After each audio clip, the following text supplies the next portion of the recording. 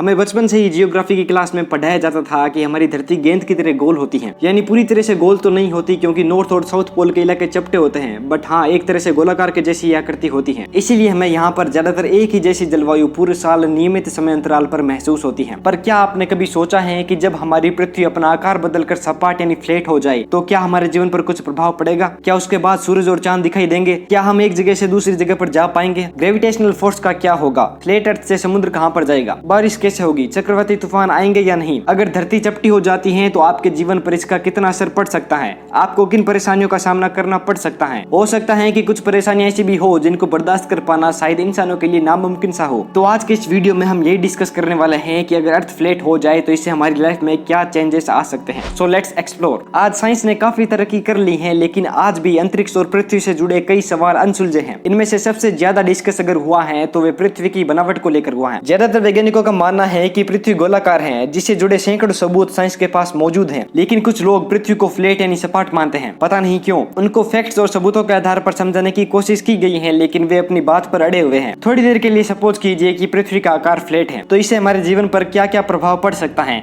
आइए उन सभी प्रभावों को एक एक करके देखते हैं। नंबर 1, जब तक धरती गोल है तब तक सभी जगहों पर और सभी वस्तुओं पर एक जैसा ग्रेविटेशनल फोर्स लगता है, और यहीं अगर धरती एक तरफ से चपटी हो जाती है तो ये गुरुत्वाकर्षण बल खत्म हो जाएगा। क्योंकि अगर ये बल चपटी सतह वाली पृथ्वी पर काम करेगा तब ये चपटी सतह वाली पृथ्वी इस बल के प्रभाव से अपने पूर्व आकार यानी फिर से गोलाकार आकार में आ जाएगी। यही बात जेम्स क्लार्क मैक्सवेल ने 1850 में कही थी। ये एक मैथमेटिशियन और फिजिसिस्ट थे। उन्होंने कहा अभी जो गुरुत्वाकर्षण बल के संचालन का जो नियम है वह फ्लैट अर्थ पर खत्म हो जाएगा, या फिर चपटी धरती का गुरुत्वाकर्षण उसके केंद्र यानी सेंटर में जाकर टिक जाएगा। उसके बाद फ्लैट अर्थ की सारी चीजें केंद्र की तरफ जाकर जमा हो जाएंगी। गुरुत्वाकर्षण शक्ति का कम होना या फिर किसी केंद्र में खिसक जाना पृथ्वी पर प्रलय ला देगा। सभी लोग हवा में तैर रहे होंगे। मजाक में कहूँ तो हाई जंप का वर्ल्ड रिकॉर्ड भी टूट सकता है, लेकिन फिर इस चपटी धरती पर रहना किसी भी जीव के लिए संभव नहीं होगा। नंबर 2, जब धरती पर ग्रेविटेशनल फोर्स ही नहीं रहेगा तो उसके चारों तरफ मौजूद वायुमंडल की परतें भी खत्म हो जाएंगी, जिसे हम एटमॉस्फेयर कहते हैं। इसी ग्रेविटेशनल फोर्स की वजह से धरती के ऊपर अलग अलग गैसों की परतें टिकी रहती हैं। ये धरती के चारों तरफ एक प्रोटेक्टिव कवर का कार्य करता है। जैसे ये कवर हटेगा सूरज से आने वाली रोशनी का फैलना बंद हो जाएगा और हमें जो आसमान अभी नीले रंग का दिखाई देता है वह हमें पूरी तरह से काला दिखाई देगा। बायोलॉजिस्ट लुइस विलाजो ने कहा कि ये परत हटते ही एटमॉस्फेरिक प्रेशर पूरी तरह से खत्म हो जाएगा। इससे धरती पर कई जीव जंतु और पौधे अंतरिक्ष के वैक्यूम में चले जाएंगे, या फिर इस वैक्यूम की वजह से हवा की कमी होगी और कुछ ही सेकंड्स में धरती पर चारों तरफ जीव जंतुओं की डेड बॉडी और सूखते गिरे हुए पेड़ दिखाई देंगे। धरती के चारों तरफ वायुमंडल के खत्म होते ही धरती पर मौजूद सारा पानी उबलते हुए वैक्यूम में कहीं गायब हो जाएगा, क्योंकि वायुमंडल के खत्म होते ही सूरज और धरती की गर्मी से पानी उबलने लगेगा और बिना किसी एटमॉस्फेयर के पानी का वेपर प्रेशर बाहर के एटमॉस्फेरिक प्रेशर के साथ समान हो जाएगा। और ऐसा होने पर पानी का बॉइलिंग पॉइंट भी काफी कम हो जाएगा, जिससे काफी कम तापमान में भी पानी उबलने लगेगा। इसके अलावा पृथ्वी का ज्यादातर हिस्सा ठंड से बर्फ की तरह जम जाएगा। लेकिन इस आपदा में एक ही जीव बच पाएगा और वो है समुद्र की गहराइयों में रहने वाला कीमोसिंथेटिक बैक्टीरिया, जिन्हें ऑक्सीजन की जरूरत नहीं होती।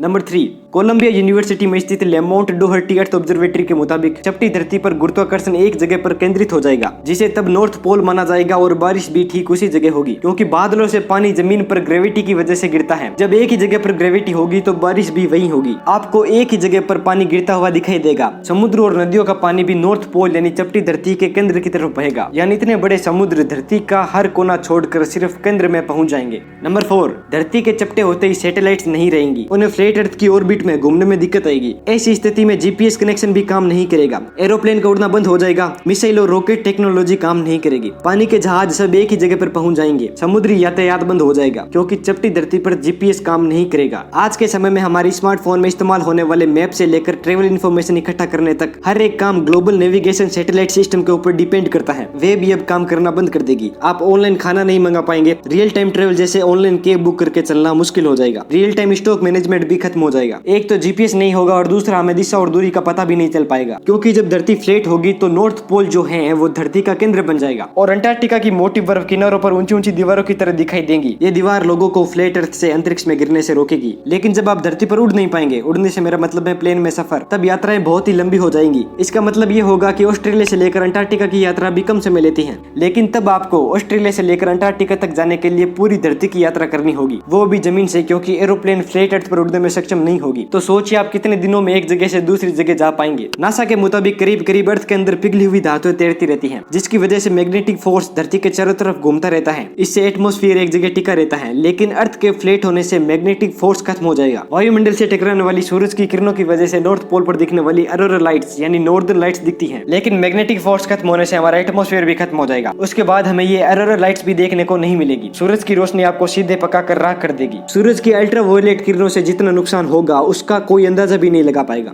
नंबर 6, अभी धरती गोल है, इसीलिए जब अमेरिका में रात होती है तब एशिया में दिन होता है। यह पूरा खेल धरती के अपनी धुरी पर घूमने और सूरज के चारों तरफ चक्कर लगाने की वजह से होता है। इसीलिए हर देश का अलग अलग टाइम जोन है। लेकिन चपटी धरती पर एक साथ ही दिन होगा और एक साथ ही रात होगी। यानी अमेरिका में जब रात होगी उसी समय भारत में भी रात होगी। इसीलिए अब अलग अलग टाइम जोन में रहने की जरूरत नहीं होगी। फिर पूरी धरती का एक ही टाइम जोन बनाना होगा। इसके अलावा अभी जो हमें धरती के चारों तरफ से ब्रह्मांड के जो नजारे मिलते हैं वो नहीं दिखेंगे। सिर्फ दूरस्थ अंतरिक्ष में मौजूद टेलीस्कोप से मिलने वाली तस्वीरों के सहारे रहना होगा। NOAA के मुताबिक हर साल धरती पर अलग अलग स्थानों पर हरिकेन्स आते हैं, जिसे तूफान, साइक्लोन जैसे अलग अलग नामों से पुकारा जाता है। इनकी वजह से काफी नुकसान भी होता है। सिर्फ 2017 में हरिकेन हार्वे ने अमेरिका में 9.29 लाख करोड़ का नुकसान किया था। ये गोल घूमते हुए भयावह तूफान धरती के कोरियोलिस इफेक्ट की वजह से बनते हैं। यानी उत्तरी गोलार्ध में बनने वाले तूफान क्लॉकवाइज घूमेंगे और दक्षिणी गोलार्ध में बनने वाले तूफान एंटी क्लॉकवाइज। लेकिन जब दोनों गोलार्ध रहेंगे ही नहीं तो तूफान बनेंगे कहां से? इसीलिए वैज्ञानिकों का अनुमान है कि ऐसे तूफान ही खत्म हो जाएंगे। तो दोस्तों, आज के इस वीडियो में हमने देखा कि पृथ्वी का साइज फ्लैट हो जाए तो इससे हमारे जीवन पर क्या प्रभाव पड़ सकता है। तो होपफुली आपको ये वीडियो नॉलेजेबल लगा होगा। तो ऐसे ही वीडियो को देखने के लिए आप हमारे YouTube चैनल को सब्सक्राइब करके नोटिफिकेशन बेल को जरूर ऑन कर लीजिए। And as always, thanks for watching.